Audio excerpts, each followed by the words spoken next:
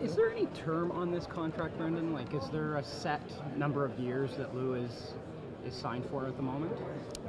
He's signed for 3 years to be the general manager. 3 years. And I don't ask this tritely or frivolously, but is it going to be like New Jersey, the front office? I mean, you've got a guy, Mark Hunter, who has a beard.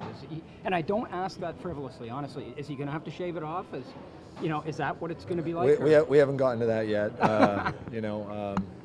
I think it was very clear when I spoke with Lou about his interest in coming here, the kind of environment and organization that I was building, and he was coming here to join that. I think I made a joke with Lou. I said, I don't wear ties every day. And he laughed and he said, that's fine with me. So as far as Mark Hunter, I think Mark Hunter can keep his facial hair. So do you see this as a short-term thing, or is this kind of a longer-term thing where you'll look in 3 years and see where things are at? I think we'll see where things are at in 3 years and reassess. I think that was Lou's preference and my preference as well. Brent, how long have these conversations been going on, and what was that initial one like? Well, when the Devils made the announcement that Ray Shero was coming in as general manager and Lou was going upstairs to be the president, it was then that I reached out to Josh Harris and asked permission if I could speak with Lou. So that's when it started. It has gone on, it has stopped. There have been times where I've also interviewed other potential general managers during that time.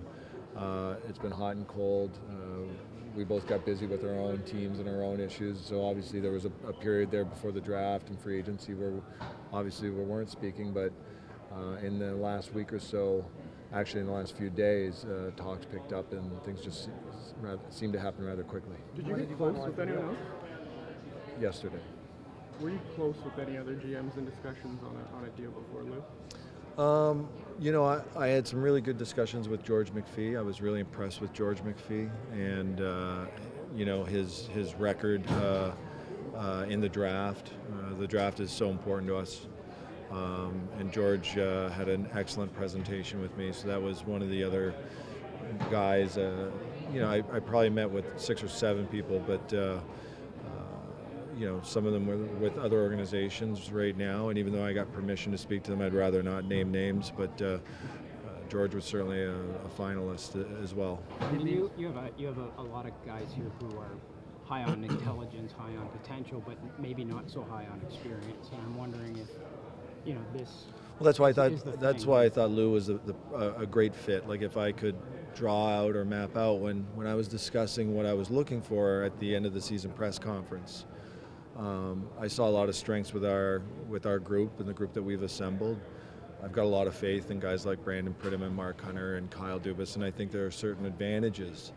I've always thought that there are certain advantages to hiring people on their way up that are looking to prove themselves and have that sort of hunger and energy to make a name for themselves. But I do think that we were lacking in some experience. So if I could map out or draw out a description of the kind of person that we wanted, it would be Lou. So I was happy when the Devils gave me the opportunity to talk to him and when he was interested. And both Mike and Lou pointed out that you were very dogged in your pursuit of both of them, and then you ended up getting them. Why did you? Well, when you're the youngest of 4 Irish boys at a dinner table your whole life, you learn how to fight for the last potato. How's Coach Mike feel about the hire? Pardon me? How does Coach Mike feel about the hire? He's really excited. I just told him yesterday. He has a lot of respect for Lou, and I've read some of his comments today. He referred to it as a home run, and I think in the end, one of the comments I read from Mike is this makes us better. How do you know you're not buying a stock for a long time? The Devils haven't been very good the last few years.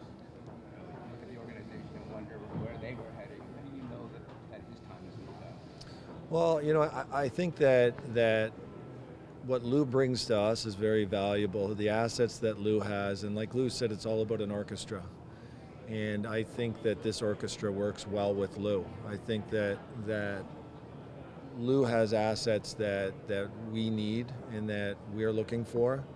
But I also think that the rest of the guys that I've assembled here are going to be good for Lou.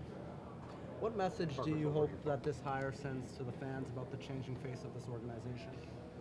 I just think it's another opportunity as we've done things over the season and over the summer, the commitment that we have to our fans and to this city to build this team the right way and to use every opportunity we have to bring what we consider to be the best people, to produce the best team, so that we can have success.